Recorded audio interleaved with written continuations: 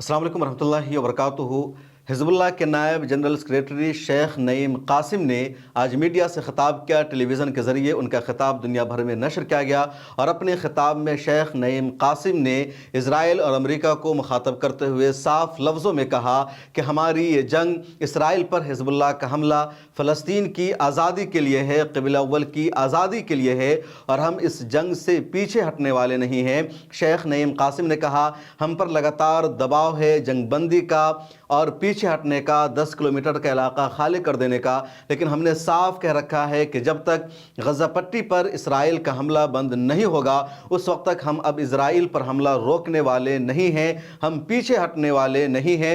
उन्होंने ये भी कहा कि जो हमारे लड़ाके हैं, जो हमारे मुजाहिदीन हैं, वो शहीद सैयद हसन नसरुल्लाह के नक्शे कदम पर चल रहे हैं, उनकी रूह की आवाज़ पर लब्बैक कह रहे हैं, उनके नक्शे कदम से इन्होंने अपने कदम को मिला रखा है और ये पीछे हटने वाले नहीं हैं। शेख नईम कासिम ने पिछले दिनों इसराइल पर हुए ड्रोन स्ट्राइक का भी तज़किरा किया और कहा, पिछले दिनों हमारे ड्रोन ने इसराइल को ठीक जगह जाकर निशाना बनाया। इसराइल का आयरन डोम डिफेंस सिस्टम नाकाम साबित हुआ और गोलानी ब्रिगेड को हमारे ड्रोन ने निशाना बनाते हुए मारा, जिसमें 15 से ज़्यादा की हलाकत हुई है, 50 से ज़्यादा शदीद ज़ख्मी हैं और इसी तरह हम पूरी क़ुव्वत के साथ, ईमानी हरारत के साथ हमला करते रहेंगे। शेख नईम कासिम ने यह भी कहा कि हिज़्बुल्लाह हमास के साथ खड़ी है।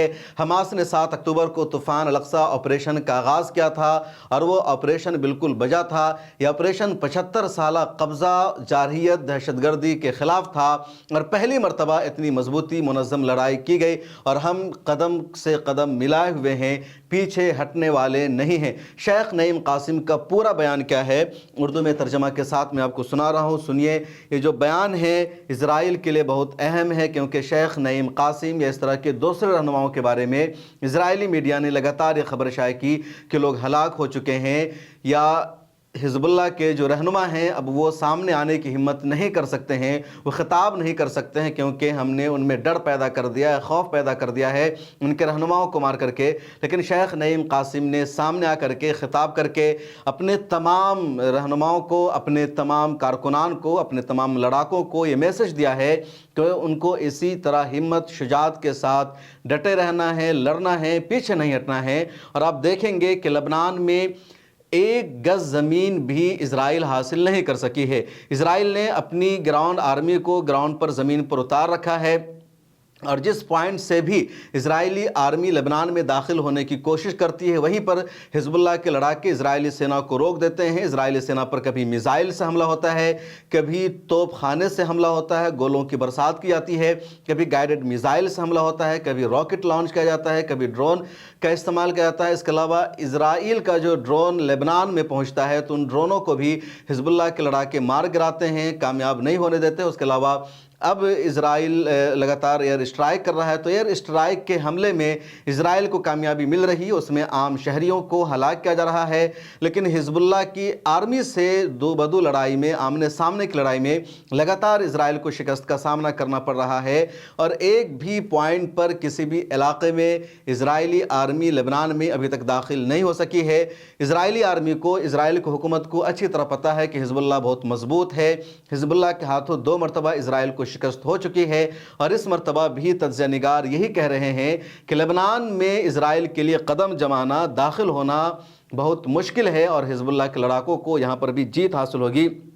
खैर, शेख नईम कासिम ने टेलीविज़न ख़िताब में क्या कहा वो आप सुनिए।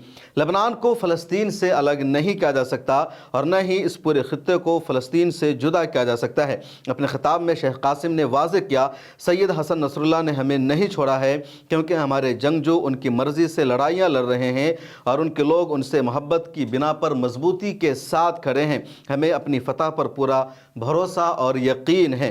उन्होंने मौजूदा जंग के वसी तर पहलुओं और ख़ित्ते में इसराइली कब्ज़े के मंसूबों पर रोशनी डालते हुए कहा, तूफ़ान अल-अक़सा ऑपरेशन 75 साला कब्ज़े के बाद सामने आया और ऑपरेशन के बाद इसको अंजाम दिया गया जो एक जायज़ हक़ है। इस ऑपरेशन का मकसद दुनिया को 75 साला कब्ज़ा, कत्ले आम, ظلم، جارحیت اور دہشت گردی کے بعد ایک پیغام پہنچانا تھا۔ ہماری فلسطینیوں کے لیے حمایت انصاف کی حمایت ہے، کیونکہ ان پر ظلم ہوا ہے، ان کے ساتھ دہشت گردی ہوئی ہے، اور اس طرح ہم اسرائیل کے توسیع پسندانہ منصوبے کو روکتے رہیں گے۔ اسرائیل اپنا پھیلاؤ چاہتا ہے، اس کو ہم کامیاب نہیں ہونے دیں گے۔ لبنان کی جو سچویشن ہے اس پر بھی بات کی شیخ قاسم نے اور کہا اسرائیلی قبضے نے صرف حزب اللہ کی مزاحمت کی وجہ سے لبنان کو چھوڑا تھا۔ انہوں نے زور دیا کہ اسرائیل ایک توسیع پسند قبضہ ہے جو گریٹر اسرائیل کا خواب رکھتا ہے، اور وہ فلسطین ہی پر نہیں بلکہ پورے خطے کے لیے ایک بڑا خطرہ ہے۔ ہمیں جنگ کو روکنے کے لیے کہا گیا تھا اور ہمیں اسرائیل کو مشتعل نہ کرنے کے لیے 10 کلومیٹر سے زیادہ سرحد سے ہٹ جانے کو کہا گیا تھا، لیکن ہم نے غزہ میں جنگ بندی پر اصرار کیا کہ جب تک غزہ میں سیز فائر نہیں ہوگی ہم اسرائیل پر حملہ بند کرنے والے نہیں ہیں۔ شیخ قاسم نے ویسٹرن پروپیگنڈے کے اس بیان کو بھی مسترد کیا کہ حزب اللہ کی فلسطین کی حمایت ایرانی ایجنڈا ہے۔ انہوں نے کہا کہ ہم فلسطینی منصوبے کے درمیان ہیں نہ کہ ایرانی منصوبے کے، اور یہ ایران کے لیے باعث فخر ہے کہ وہ فلسطین کی حمایت کر رہا ہے۔ یہ ایران کا پروجیکٹ نہیں ہے بلکہ فلسطین کا پروجیکٹ ہے۔ انہوں نے اسرائیلی اور امریکی اقدامات کو تنقید کا نشانہ بناتے ہوئے کہا کہ اسرائیل اور امریکہ مل کر ایک نئے مشرق وسطیٰ کو اسرائیلی منصوبے کے مطابق نافذ کر رہے ہیں۔ شیخ قاسم نے یہ اعلان کیا کہ حزب اللہ تل ابیب، حیفا اور اس سے آگے کے مقامات کو نشانہ بنا رہی ہے اور اسرائیل کی مزاحمت کے ٹھکانوں کو نشانہ بنانے پر زور دیا ہے۔ انہوں نے کہا کہ اسرائیل کی جانب سے لبنان پر حملہ کے بعد حزب اللہ کو کسی بھی مقام کو نشانہ بنانے کا حق حاصل ہے۔